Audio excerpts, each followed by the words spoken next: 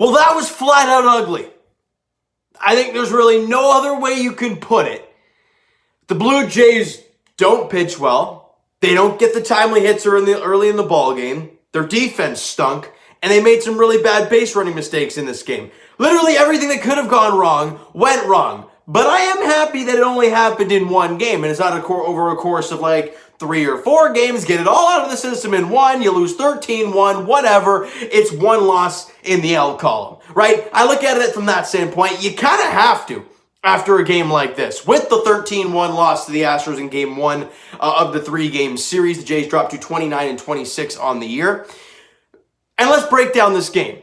Okay, top of the 4th inning, Yordan Alvarez, it's an RBI double. Aledmys Diaz, former Blue Jay, comes around and scores to make it a 1-0 game.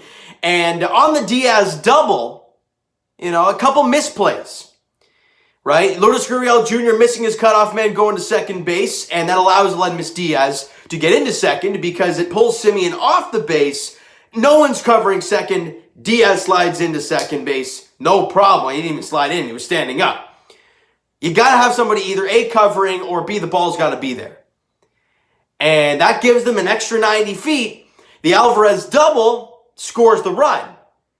Now, imagine if he was at first base. The double may have brought him around to third base because it was less than 2 out, right? So probably brought him around to third off the Yordan Alvarez double.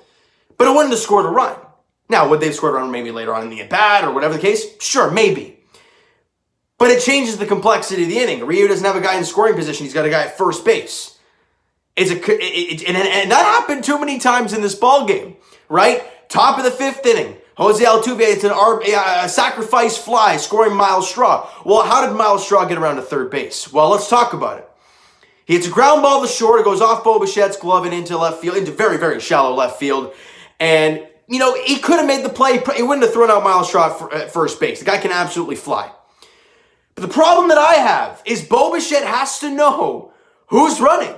Miles Straw is one of the fastest guys in baseball. So he sees the ball goes off his glove, is dribbling into left field. You damn sure know he's going to try and turn on the jets and get to second base.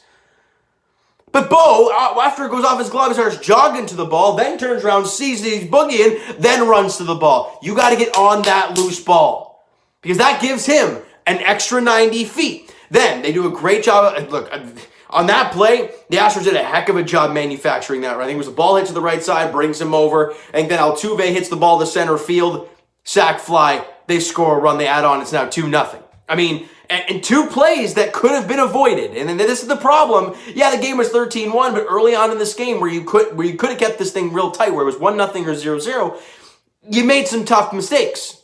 And then Carlos Correa hits a solo shot in the inning. Ryu's kind of he's kind of off his game at this point. He was not bad overall in the start today, but a couple bad defensive plays, allowing people to move up a little bit more. I don't know if it got into Ryu's head. I don't know. But then Correa hits the solo shot. Excuse me, making it a 3-0 game in that same inning in the top half of the 5th. Meanwhile, the Jays offense hasn't got squat going against Zach Greinke. He's thrown a lot of strikes. The Jays are going up there ready to swing, which is nice, but they're not getting a lot of hard contact. They did hit some deep fly balls, but they were to the warning track. And you can't score runs for hitting fly balls to the warning track. I'm sorry. You just can't do that. And there were a couple hard hit balls. Vladdy hit a couple line drive shots right at guys. That's going to happen sometimes. But the defense was a problem. And then the top of the 6th inning, this is where things kind of cave in. They get the bases loaded. They get the line drive from, I think it was from Miles Straw to right field. Hernandez gets it, throws it home. Nobody comes in to score. Still 3-0 game. Bases loaded, but now there's 2 out. Then Martin Maldonado comes up and hits a grand slam. And at that point in time, it was kind of like, all right, the Jays kind of sealed the deal there. Charlie Montoyo comes out, pulls out Ryu. You're down 7-0. It's just not a good day in the office for any Toronto Blue Jays today.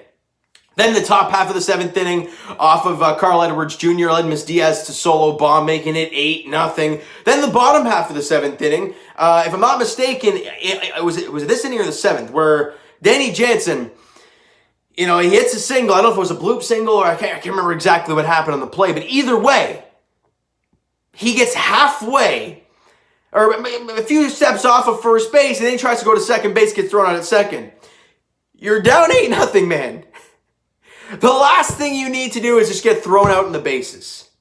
Yeah, not a smart running. It's a really rough running mistake for Danny Jansen on the play. And I don't care if you think he was safe or whether he was out, whatever the case may be. It's just not a smart play. Whether you come out of the box, you boogie, and you think, hey, if this drops, I'm boogieing to second, and you hoof it right out of the gates, or you stay at first. You don't half-ass it and think, okay, I'm going to go, oh, this could go, and now I'm going to go after it drops. No, you're already screwed at that point. And Danny Jansen's not some Miles Straw. He's not some speed burner on the bases. You're not going to be able to do that. And he gets thrown out, and any sort of rally it might have ended up building, which probably not, but maybe it didn't. And the only run the Blue Jays score was in the bottom half of the seventh inning. Randall Grichuk gets a solo bomb off of Zach Greinke. The only run that he allowed in his complete game. His first complete game since 2017. Take that in. But it was only 100 pitches. It's not like he worked real hard in the ball game. He had a huge lead early on, so it's not that big a deal for him. But then they just added on, right? It was 8-1 at this point. Then they start adding on in the top half of the eighth inning. We'll get into the record-breaking stuff Tyler Chatwood got to today. Maldonado hits an RBI single. McCormick comes in to score. Altuve singles. Miles Straw comes in to score. Then Correa hits a 3-run shot.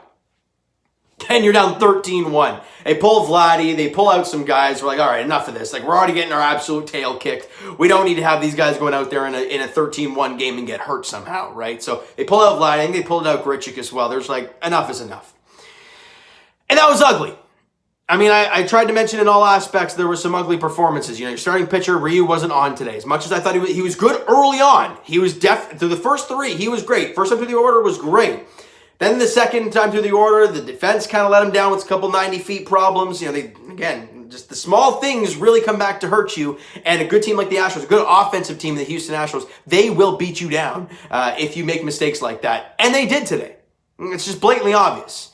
You know, and the only offensive performance that was any good today, I mean, even then, one of his hits was in the ninth inning, so it was meaningless. But 2 for 3 for Teoscar Hernandez with a walk, and everybody else only had one hit. There was only 6 hits in the ball game for the Blue Jays, so Teo had a third of them himself. And Zach Greinke was just unbelievable. He was fantastic, mixing his pitches, mixing up speeds. The Jays were aggressive at the plate, but too aggressive at times. And when they had runners in scoring position, they didn't cash anything in. I remember the one play where they think they had 2 on and 1 out. Or, no, sorry, 2 on and 2 out for Randall Grichuk. Couldn't do anything with it. Strikes out. He struck out his first 2 at-bats against Zach Greinke, and there was a couple, he could have made some damage there. He ends up hitting a bomb or gets a double, scores a run, gives you a lead, or at the point where he had 2 on, could have given you the lead at the time, or at least tied the game, right? So it could have changed the entire complexity of this ball game, but you don't get those clutch hits early. You make some defensive mistakes, giving them the lead, and then they just blow it wide open. It's just the way it happened today. And the reason I'm not so mad is because games like this will happen, but I'm okay with it happening one game. They go out there tomorrow afternoon, they do the same type thing, and they don't hit, they don't pitch, they get slaughtered again, then I'm going to have a problem.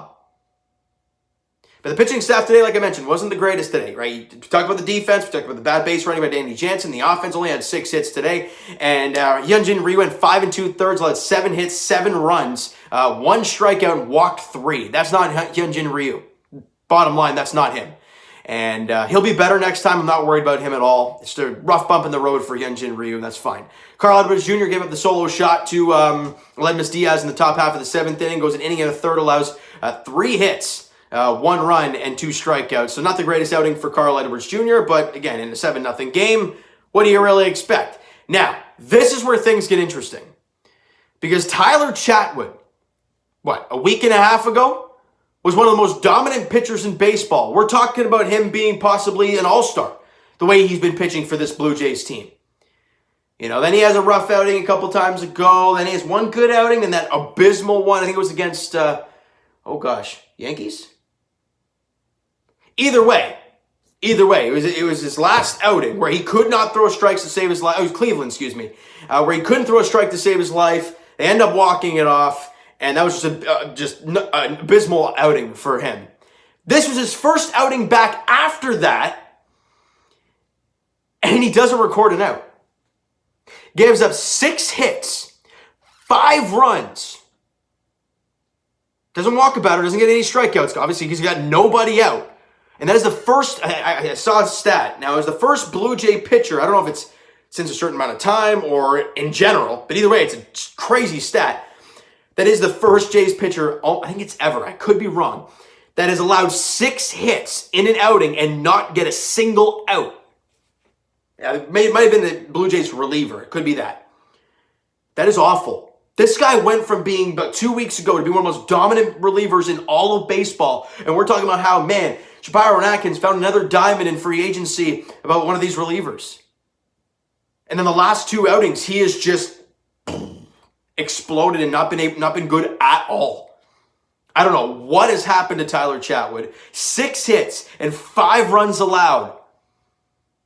And didn't even walk about it. So he was just getting squared up left and right. I mean, it was ugly for Tyler Chatwood.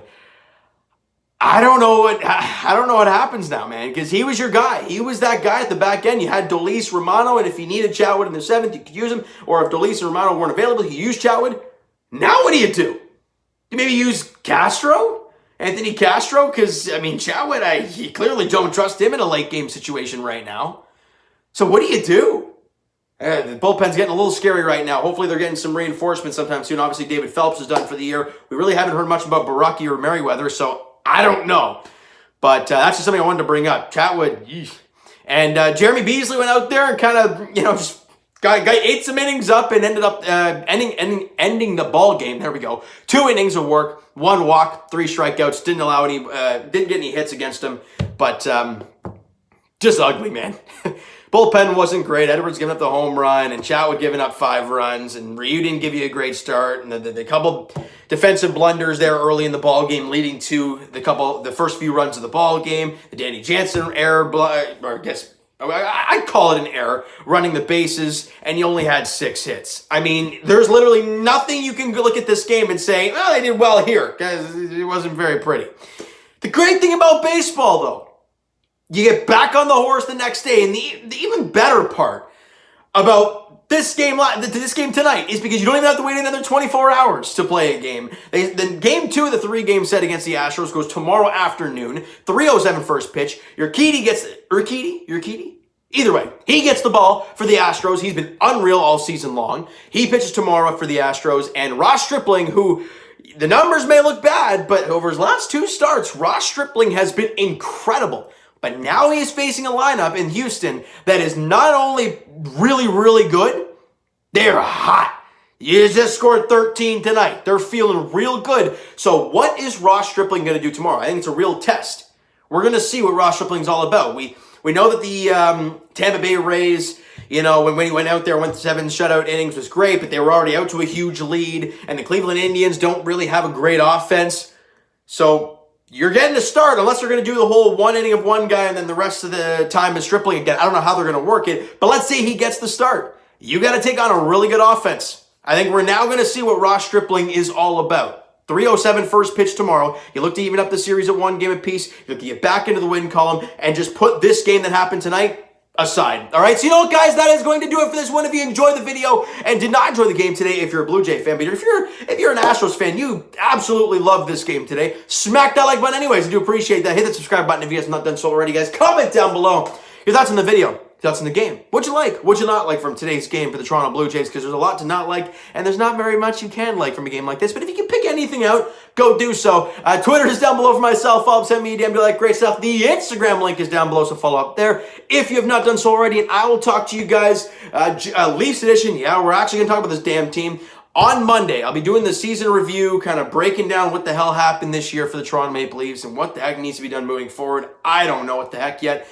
Either way, I'll talk to you guys Monday, and just to get that thing out of the way so we can worry about the offseason, the draft, all that crazy stuff, even though we don't really have any draft picks. But either way, we'll talk to you guys Monday, Leafs edition, doing the season review, off-season preview. And as for the Blue Jays, as I talked about, their next game is tomorrow night, 3:07 first pitch at Salem Field. Urquidy gets the ball for the Houston Astros, and Stripling gets the ball for the Blue Jays in game 2 of the 3-game set at Salem Field as the Blue Jays look to even up the series at 1 game apiece. All right, so you know what, guys? Thank you so much for listening and watching. I hope you enjoyed the video. We'll talk to you guys then.